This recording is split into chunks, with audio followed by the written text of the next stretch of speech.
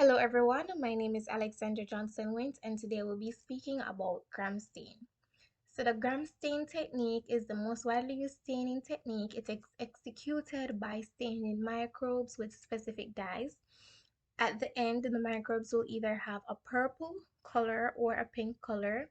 Alright, so gram stain may be gram negative bacteria, or gram positive bacteria. Gram positive bacteria or purple, gram negative bacteria or pink. And the gram stain technique differentiates cells based on the physical and chemical properties of their cell wall.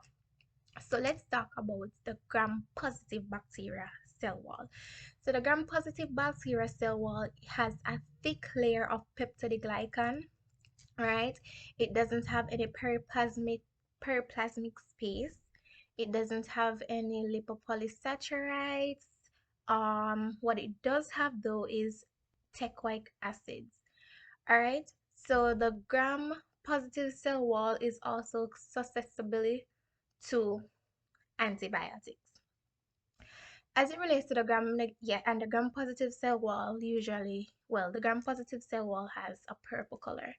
Now, as it relates to the gram negative cell wall, so gram negative cell wall is usually colorless but has a pink background. It has a thin layer of peptidoglycan, but it has an outer membrane. This outer membrane consists of lipopolysaccharides, proteins, and phospholipids. It has periplasmic space and it lacks teichoic acid. Alright, the gram negative cell wall is usually the gram negative cell wall is usually resistant to antibiotic, and this is because it has an outer membrane that is relatively hard to penetrate.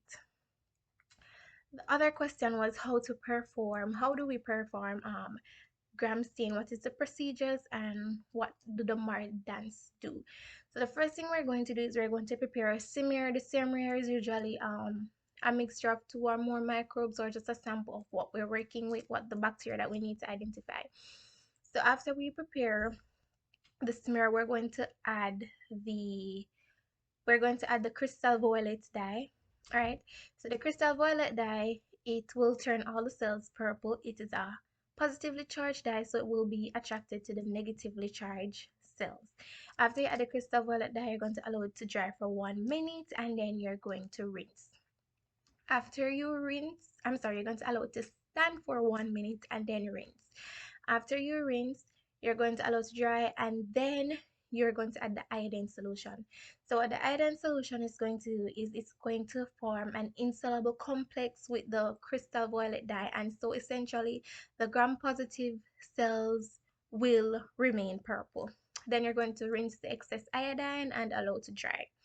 After that, you're going to do the decolorization. So you're going to add the decolorizer to the sample. So what the decolorizer is actually going to do now, it's going to remove the outer membrane of the gram negative cell wall. So it's going to remove the outer membrane of the gram negative cell wall. All right. After you add the decolorizer, you're going to rinse to get rid of the excess alcohol, and then you're going to allow it to dry. After you do that, you're going to add the safranin. So the safranin is going to turn the gram negative cell wall pink. All right. So essentially the safranin is what's going to add color to the gram negative cells, so you know that they are the gram negative cells. And then you're going to rinse. Then after you rinse, you're going to dry. And then after you dry, you're going to observe.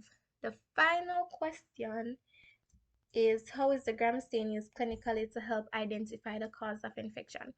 So when you do a gram stain, you'll essentially find out if the bacteria is gram positive or if the bacteria is gram negative. After you find that, it is going to be relatively easier to like after you find that, it's going to be relatively easier to narrow down the options. So you're going to then look at the signs and symptoms and then see what signs and symptoms would match to the narrowed options that you will have.